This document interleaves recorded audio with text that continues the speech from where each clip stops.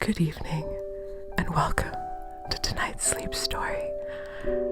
This evening I'm going to be reading to you the tale of Thumbelina.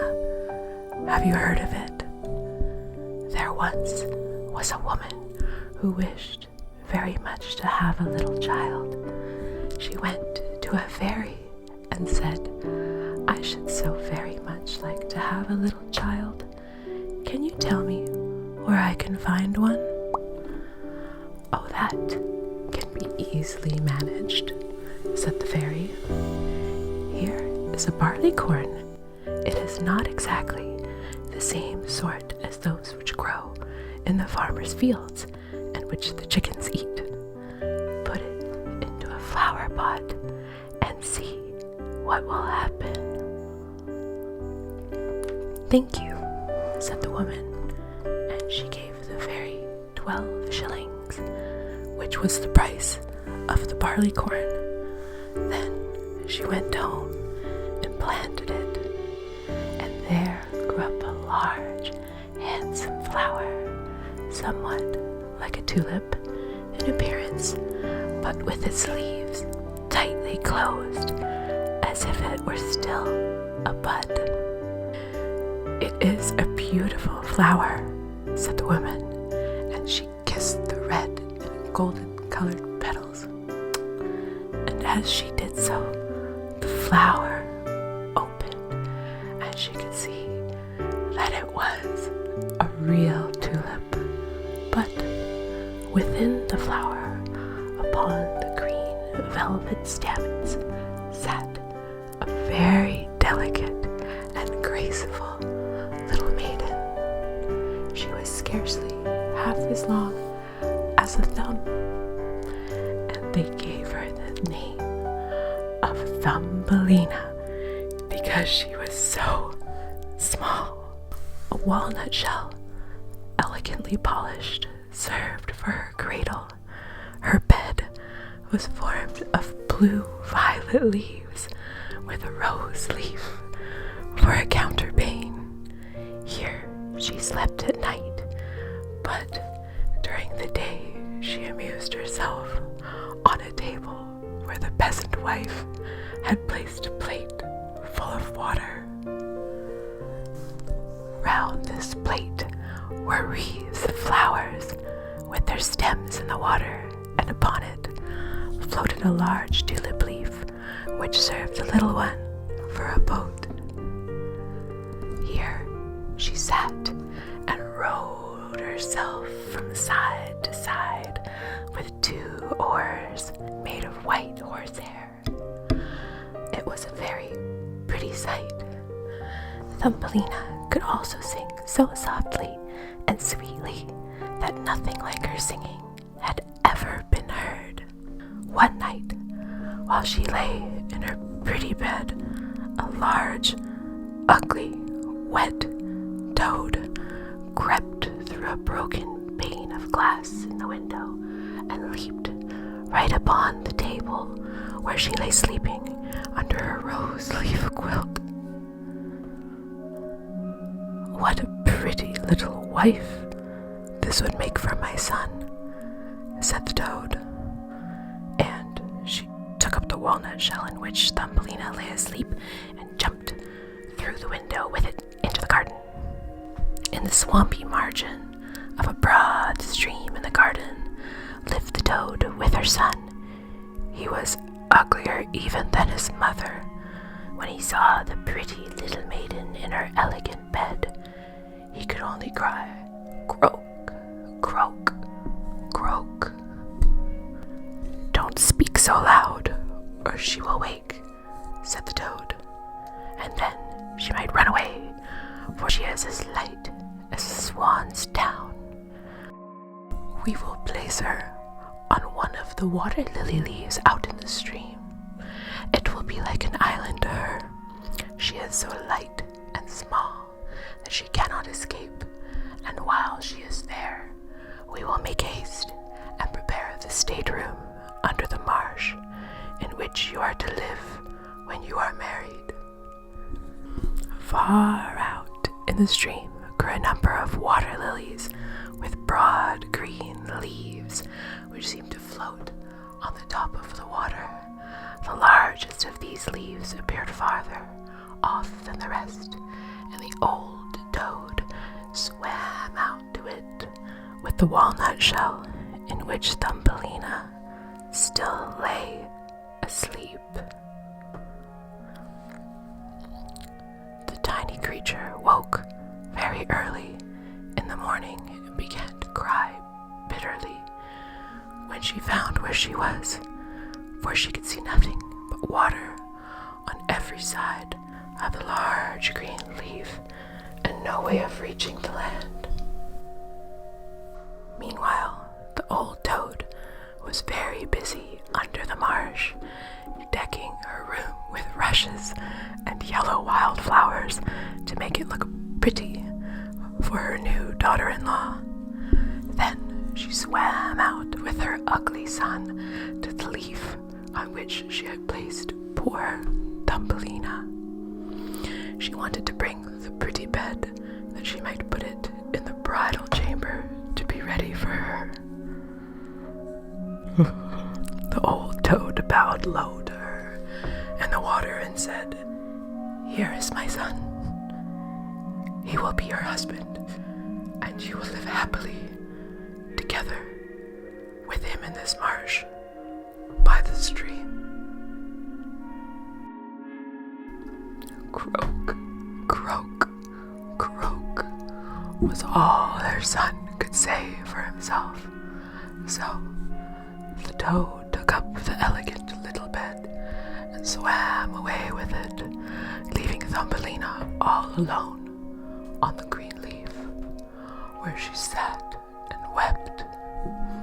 She could not bear to think of living with the old toad and having her ugly son for a husband.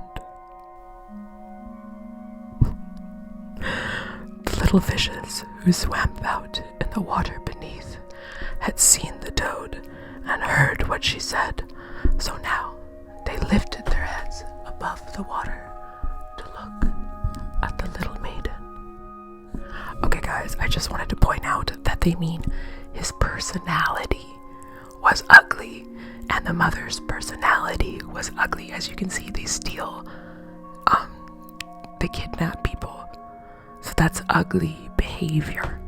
I'm sure they looked just fine and everybody's beautiful in their own way. Like we have to, either you're filling up someone's bucket or you're taking it out. And these guys were taking it out because they're ugly personalities. As soon as they caught sight of her, they saw she was very pretty, and it vexed them to think that she must go live with ugly toads. No, it must never be. So they gathered together in the water round the green stalk which held the leaf on which the little maiden stood, and gnawed it away at the root with their teeth. Then the leaf floated down the stream, carrying Thumbelina far away, out of reach of land. Thumbelina sailed past many towns, and the little birds in the bushes saw her and sang, "What a lovely little creature." So the leaf swam away with her farther and farther, till it brought her to other lands. A graceful little white butterfly constantly fluttered round her, and at last alighted on the leaf. The little maiden pleased him, and she was glad of it. A graceful little white butterfly constantly fluttered around her, and at last alighted on the leaf. The little maiden pleased him, and she was glad of it, for now the toad could not possibly reach her.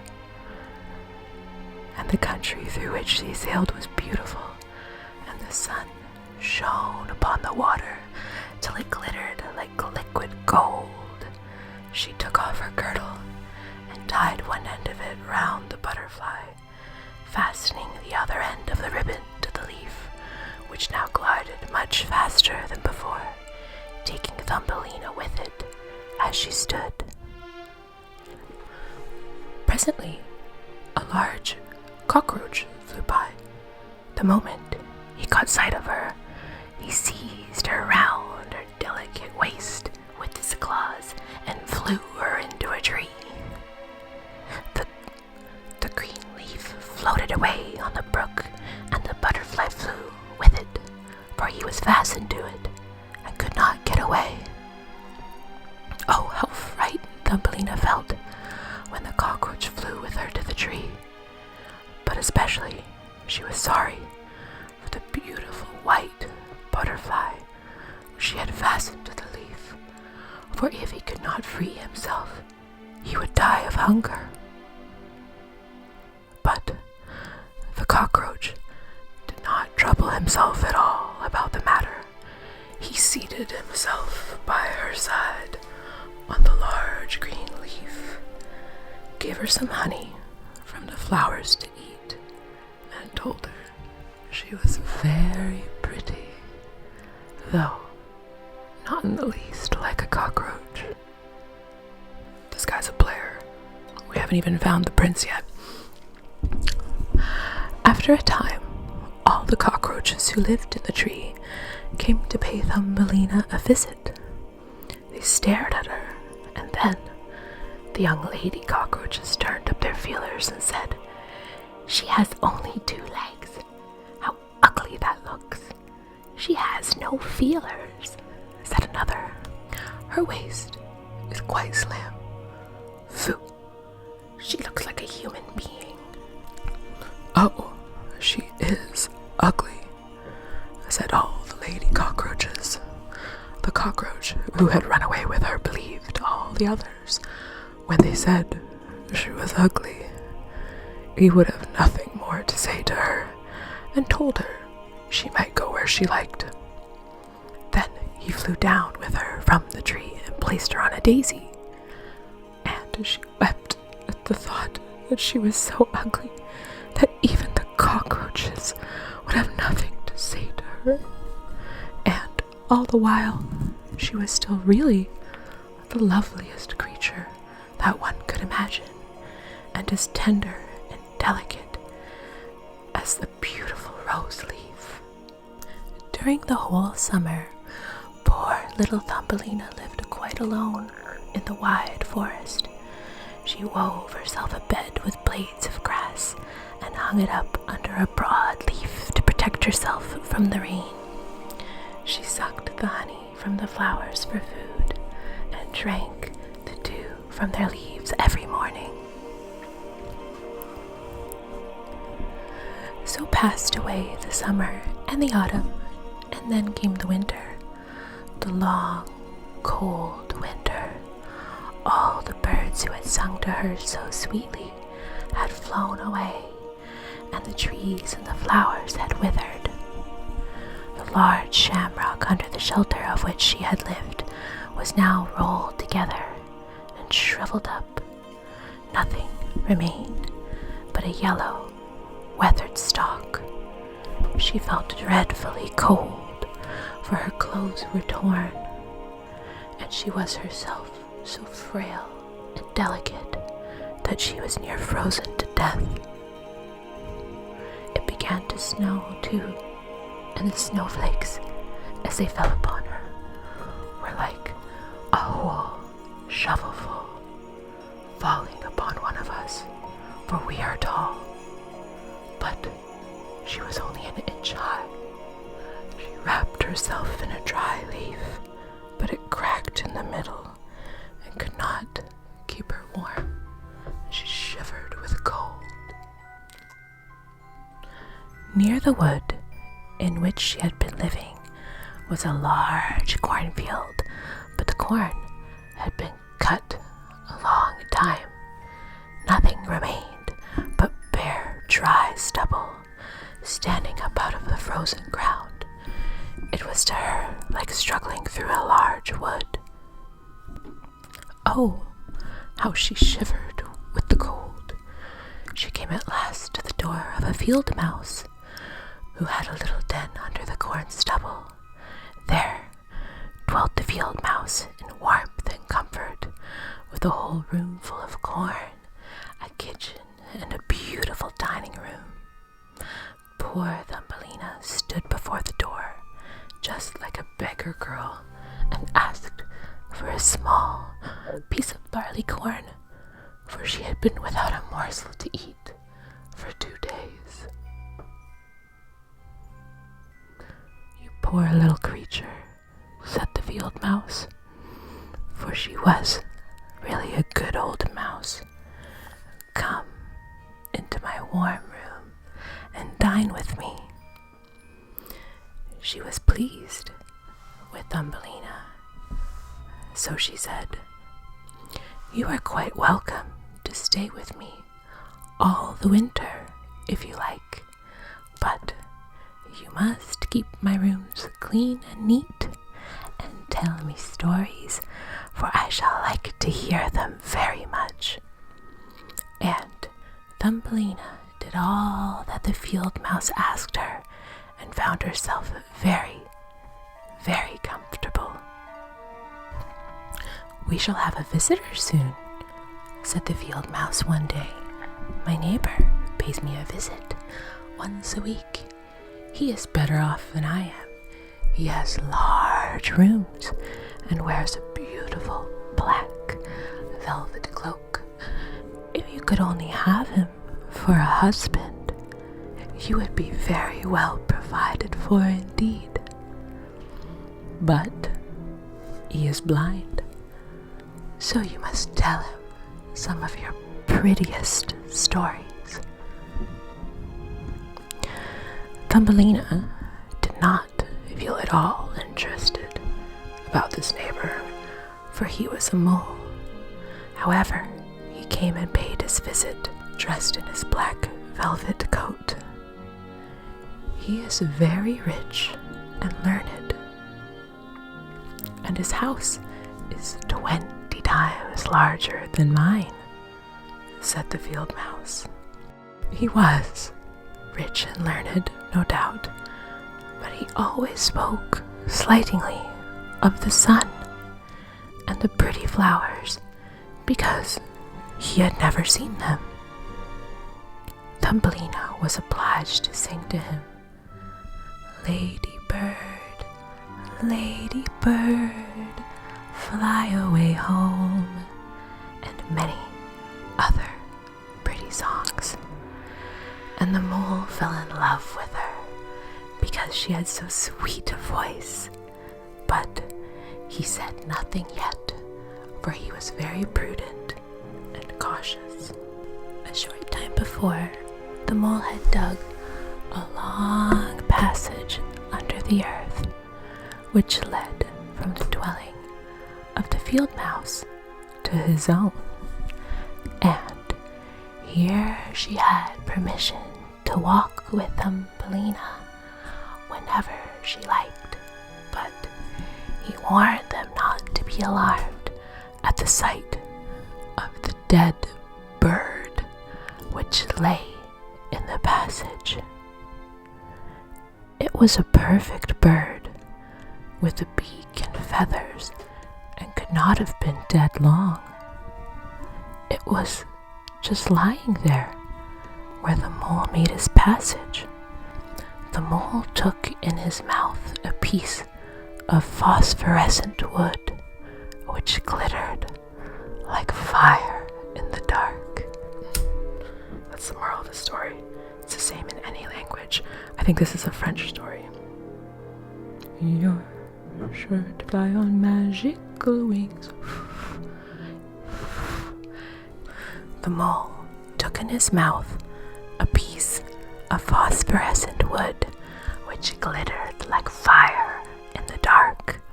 Then he went before them to the light through the long dark passage. When they came to the spot where the dead bird lay, the mole pushed his broad nose through the ceiling so that the earth gave way and the daylight shone into the passage. In the middle of the floor lay a swallow, his beautiful wings pulled close to his sides, his feet head drawn up under his feathers. The poor bird had evidently died of the cold. It made little Thumbelina very sad to see it. She did so love the little birds. All the summer they had sung and twittered for her so beautifully, but the mole pushed it aside with his crooked legs and said, "He will sing no more now. How miserable it must be to be born a little bird. I am thankful that none of my children will ever be birds, for they can do nothing but cry, tweet, tweet, and must always die of hunger in the winter." "Yes, you may very well say that, as a clever man," exclaimed the field mouse. "What is the use of this twittering if, when winter comes, he must either starve or be frozen to death? Still, birds are very high bred." Thumbelina said nothing, but when the two others had turned their backs upon the bird, she stooped down and stroked aside the soft feathers which covered his head and kissed the closed eyelids. "Perhaps this was the one who sang to me so sweetly in the summer," she said, "and how much pleasure it gave me. You dear, pretty bird." The mole now stopped up the hole through which the daylight shone, and then accompanied the ladies home. But during the night, Thumbelina could not sleep, so she got out of bed and wove, like to include them in.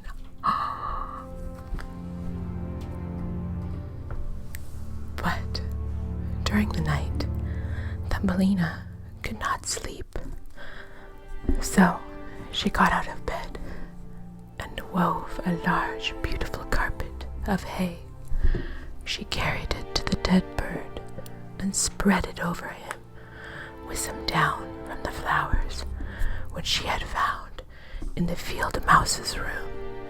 It was as soft as wool, and as she spread some of it on each side of the bird so that he might lie warmly in the cold earth, he looked peaceful. "Farewell, pretty little bird," said she. "Farewell. Thank you for your delightful singing during the summer when all the trees were green and the warm sun shone upon us." Then she laid her head on the bird's breast, but she was alarmed, for it seemed as if something inside the bird went thump thump, thump thump, thump thump. It was the bird's heart. He was not really dead, only benumbed with the cold, and the warmth had restored him to life. In autumn, all the swallows fly away into warm countries, but if one happens to linger, cold seizes it, and it becomes chilled and falls down as if dead. It remains where it fell, and the cold snow covers it. Thumbelina trembled very much. She was quite frightened, for the bird was large, a great deal larger than herself. She was only an inch high, but she took courage, laid the wool more thickly over the poor swallow, and then took a leaf which she had used for her own counterpane and laid it over his head. The next night she again stole out to see him. He was alive, but very weak. He could only but open his eyes for a moment to look at Thumbelina, who stood by, holding a piece of decayed wood in her hand, for she had no other lantern. "Thank you, pretty little maiden," said the sick swallow. "I have been so nicely warmed that I shall soon regain my strength and be able to fly about again in the warm sunshine." "Oh," said she, "it is cold out of doors now.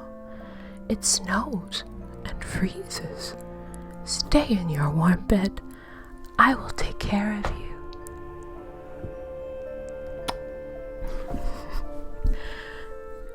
She brought the swallow some water in a flower leaf, and after he had drunk, he told her that he had wounded one of his wings in a thorn bush and could not fly as fast as the others, who were soon far away on their journey to warm countries.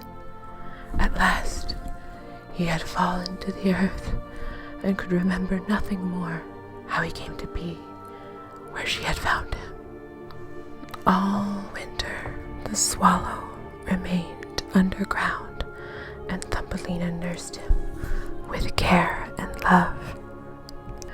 She did not tell either the mole or the field mouse anything about it, for they did not like swallows. Very soon, the springtime came, and the sun warmed the earth. Then the swallow bade farewell to Thumbelina, and she opened the hole in the ceiling which the mole had made. The sun shone in upon them so beautifully that the swallow asked her if she would go with him. She could sit on his back, he said, and he would fly away with her into the green woods. But she knew it would grieve the field mouse if she left her in that manner, so she said, "No, I cannot." "Farewell, then, farewell, you good, pretty little maiden," said the swallow, and he flew out into the sunshine. Thumbelina looked after him, and the tears rose in her eyes. She was very fond of the poor swallow. "Tweet, tweet," sang the bird as he flew out into the green woods, and Thumbelina felt very sad. She was not allowed to go into the warm sunshine. Hey, sorry about that. I was so busy. I'm so surprised that my viewing count increased while I was gone. Hey, what's up? So I broke my necklace, so we're gonna put on this same one. There's no diamonds, but if we get the prince, there will be plenty of diamonds. Let's get the prince. I'm extremely wild. Tweet, tweet, sang the bird as he flew out into the green woods, and Thumbelina felt very sad. She was not allowed to go out into the warm sunshine. The corn, which had been sowed in the field over the house of the field mouse, had grown up high into the air and formed a thick wood to Thumbelina, who was only an inch in height. "You are going to be married, little one," said the field mouse. "My neighbor has asked for you. What good fortune for a poor child like you." "Now we will prepare your wedding clothes. They must be woolen and linen. Nothing must be wanting when you are the wife of the mole." Thumbelina had to turn the spindle, and the field mouse hired 4 spiders who were to weave day and night. Every evening, the mole visited her and was continually speaking of the time when summer would be over. Then he would keep his wedding day with Thumbelina. But now the heat of the sun was so great that it burned the earth and made it hard like stone. As soon as the summer was over, the wedding should take place. But Thumbelina was not pleased at all, for she did not like the tiresome mole. Every morning when the sun rose and every evening when it went down, she would creep out at the door, and as the wind blew aside the ears of corn so that she could see the blue sky, she thought how beautiful and bright it seemed out there, and wished so much to see her dear friend, the swallow, again. But he never returned, for by this time he had flown far away into the lovely green forest. When autumn arrived, Thumbelina had her outfit quite ready, and the field mouse said to her, "In 4 weeks, the wedding must take place." Then she wept and said she would not marry the disagreeable mole.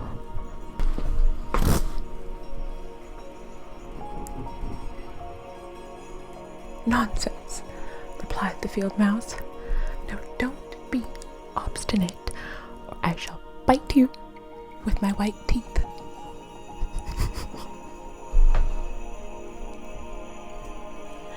Did she really? Okay. "He is a very handsome mole. The queen herself does not wear more beautiful velvets and furs. His kitchens and his cellars are quite full. You ought to be very thankful for such good fortune." So the wedding day was fixed, on which the mole was to take her away to live with him deep under the earth, and never again to see the warm sun. So the wedding day was fixed, on which the mole was to take her away to live with him deep under the earth, and never again to see the warm sun, because he did not like it. The poor child was very unhappy at the thought of saying farewell to the beautiful sun, and as the field mouse had given her permission to stand at the door, she went to look at it once more.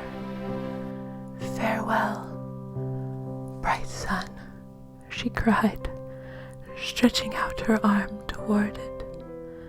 And then she walked a short distance from the house, for the corn had been cut, and only the dry stubble remained in the fields.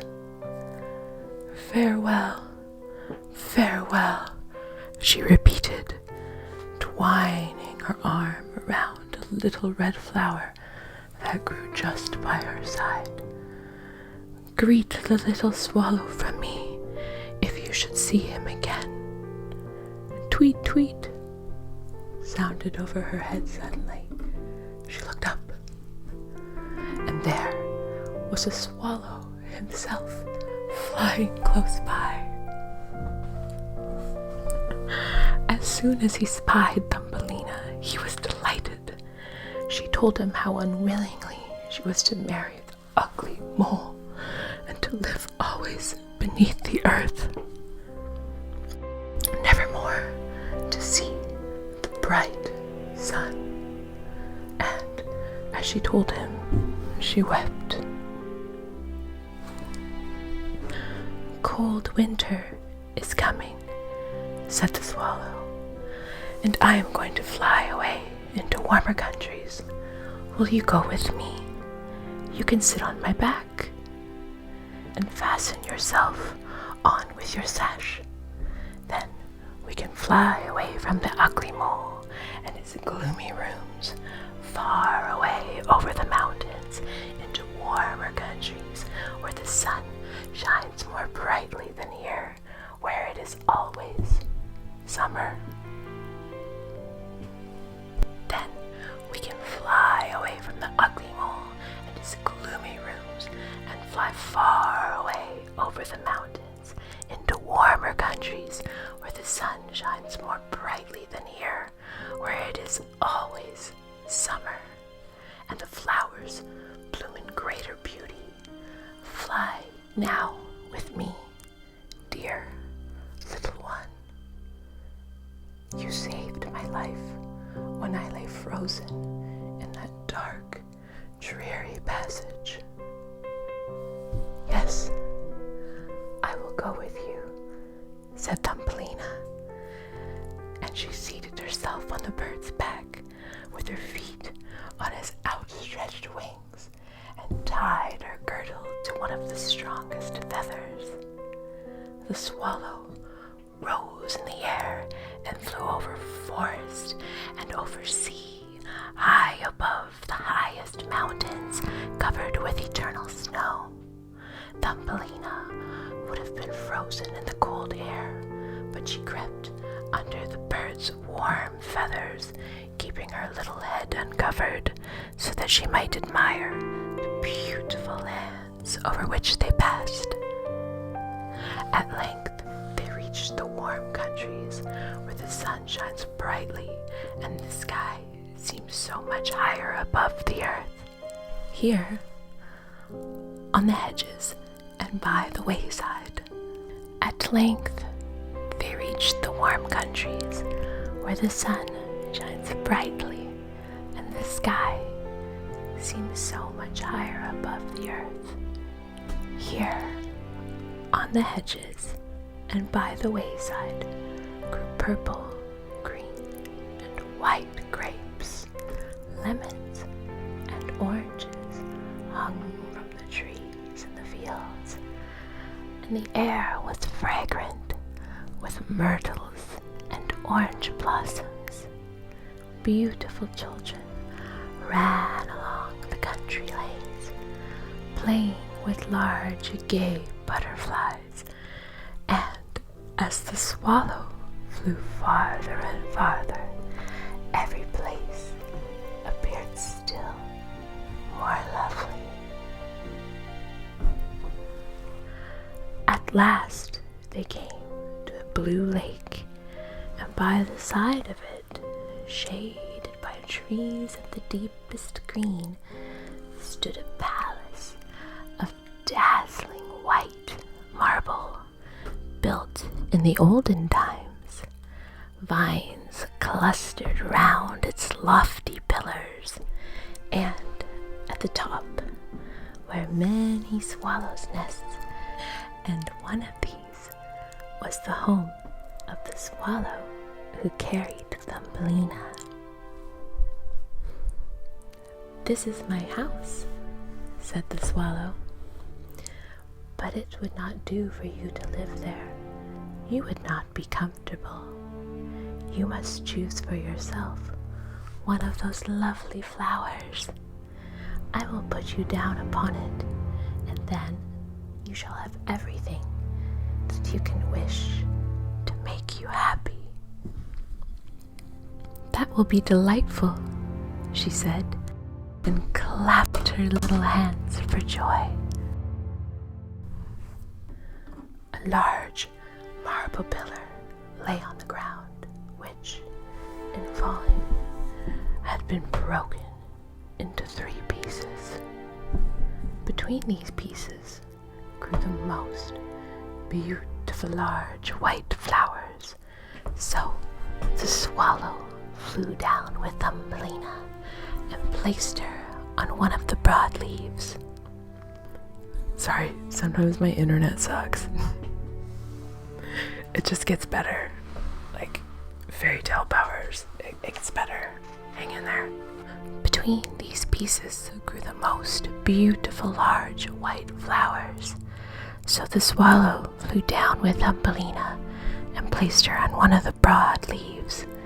But how surprised she was to see in the middle of the flower a tiny little man, as white and transparent as if he had been made of crystal. He had a gold crown on his head and delicate wings at his shoulders, and was not much larger than she was herself. He was the angel of the flower, for a tiny man and a tiny woman dwell in every flower, and this was the king of them all. Oh, how beautiful he is, whispered Thumbelina to the swallow.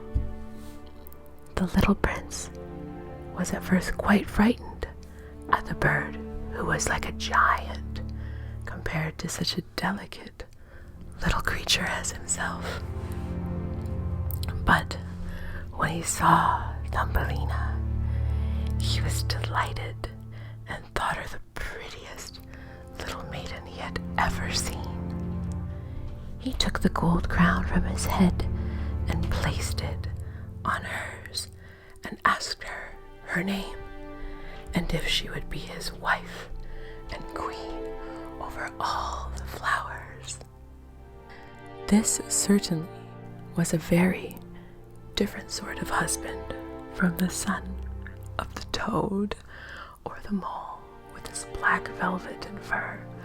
So she said yes to the handsome prince.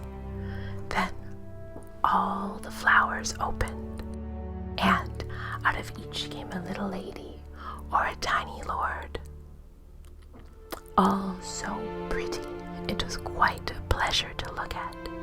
Each of them brought Thumbelina a present, but the best gift was a pair of beautiful wings which had belonged to a large white fly, and they fastened them to Thumbelina's shoulders so that she might fly from flower to flower. Then there was much rejoicing, and the little swallow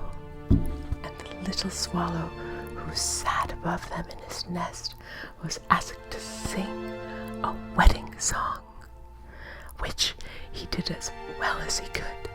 But in his heart he felt sad, for he was very fond of Thumbelina and would have liked never to part from her again.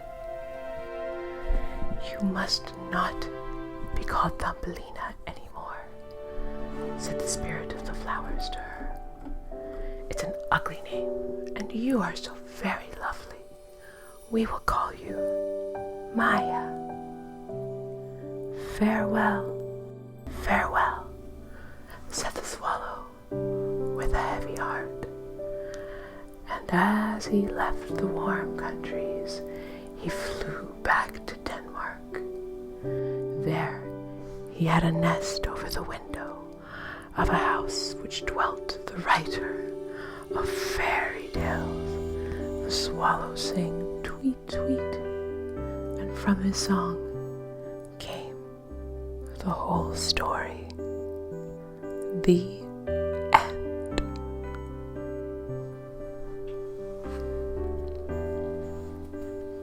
I do apologize about the lagging internet. I understand, and can't tell you how much I love you.